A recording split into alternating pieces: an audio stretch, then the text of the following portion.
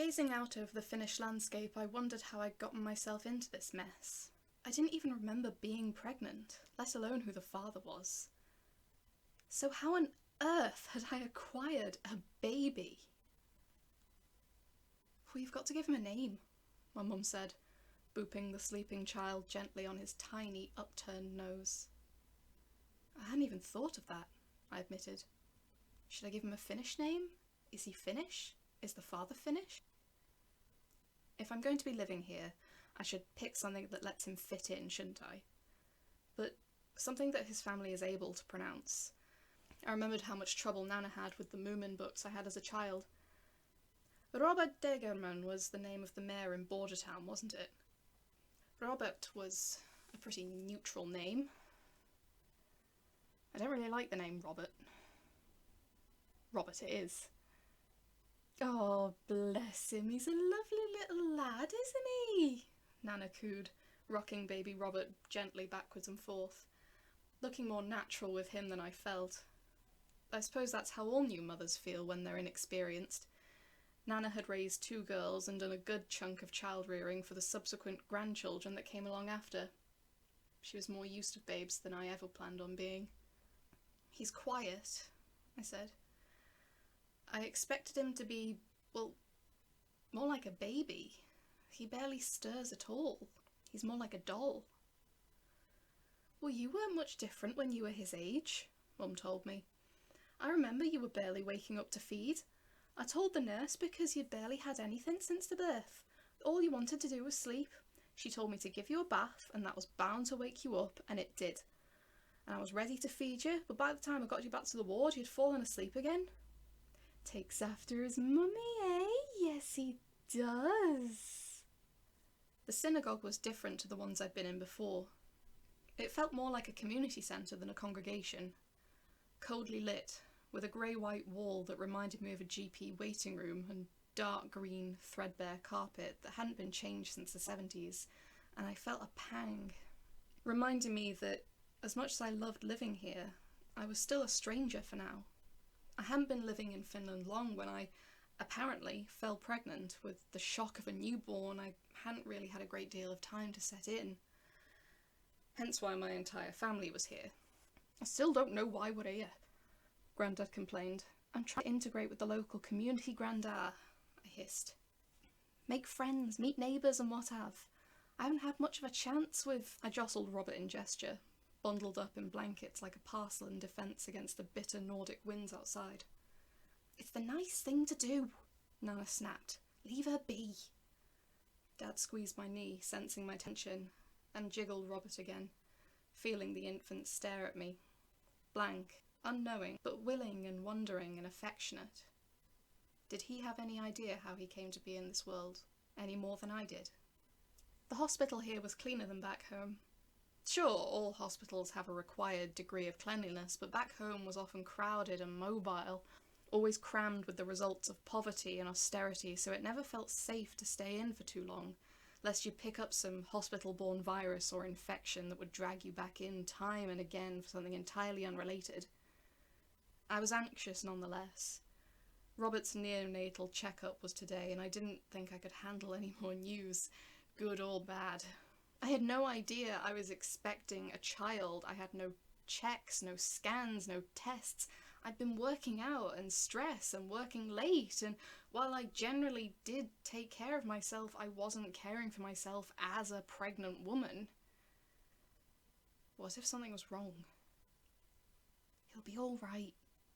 Dad squeezed my shoulder. "It's natural for new parents to worry." "I know," I said, trying to sound convincing. Thank God the doctor spoke English, because none of the Finnish I had learned so far was in any way related to paediatrics. "So we've given him a thorough check. He's healthy for his age, his vitals are good, and we've given him all the vaccinations required." I couldn't let out a sigh of relief just yet.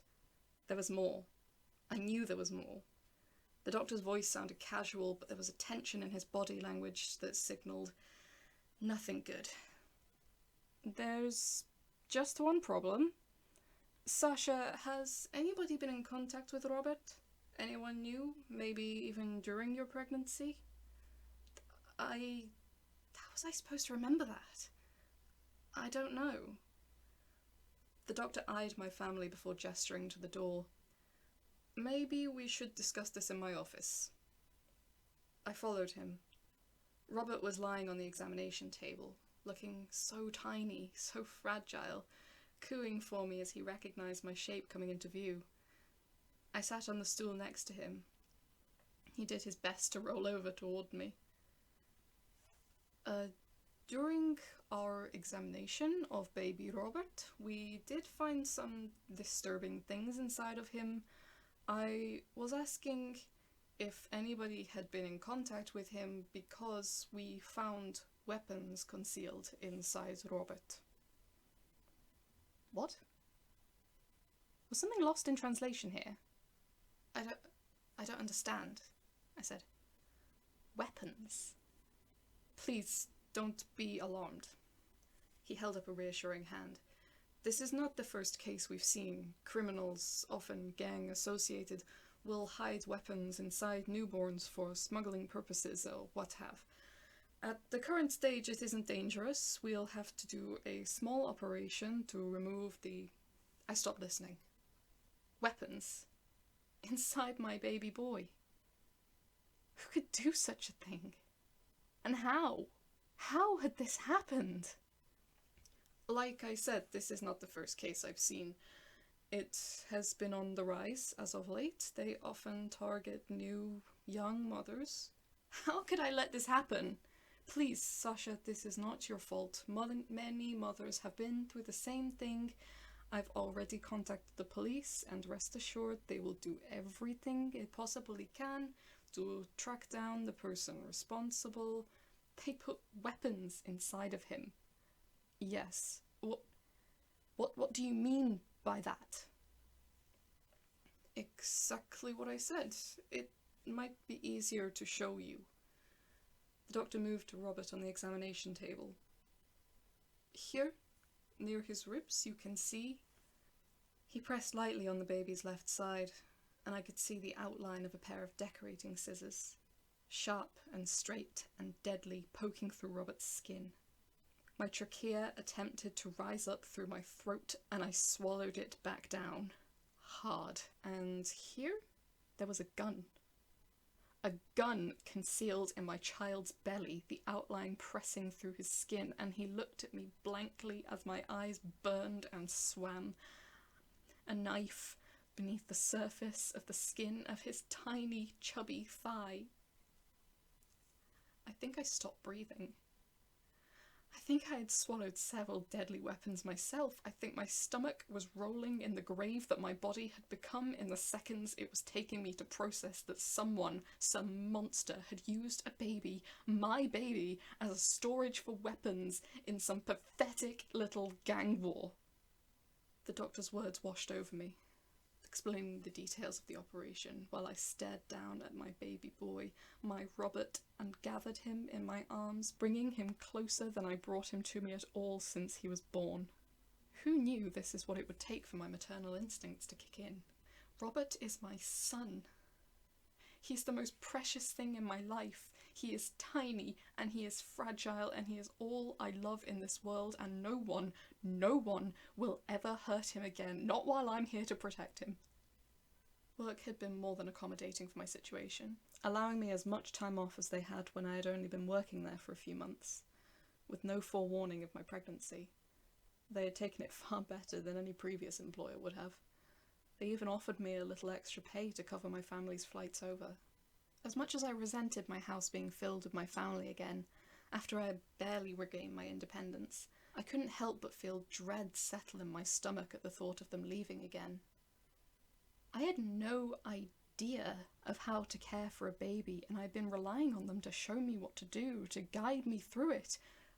What happens if they're gone? What happens if I make a mistake? What if I can't do it alone? The kettle boiling was to me what a movie soundtrack is to characters. Insignificant and ignorable. I was so lost in my apprehension that I forgot about the tea until I heard Nana calling me. Sash? Sasha? There's a woman in your garden. What? Here, look! Some woman in your garden. I just watched her climb over the fence. I strode over to where my grandparents were standing at the back door. Nana was bouncing baby Robert in her arms. I looked out at my garden and saw, with resigned recognition, that she was right. Anna wandered about my modest garden, unbothered by the damp earth and dewy grass that sapped at her shoes as she sauntered towards my back door. That's just Anna, I explained. She's a colleague of mine from work. She does this sometimes. She'll just sneak into my back garden and knock on my windows, trying to persuade me to get baby Robert baptised. Well, that's rude, Brandeb remarked indignantly. She does know you have a front door, doesn't she? I'd imagine so, but she doesn't seem to use it. Flaming cheek of it. Anna knocked on the window. Sasha, she announced piously, you need to baptise your baby boy. It's the only way he will be able to enter the kingdom of heaven. I rolled my eyes and went back to making the tea.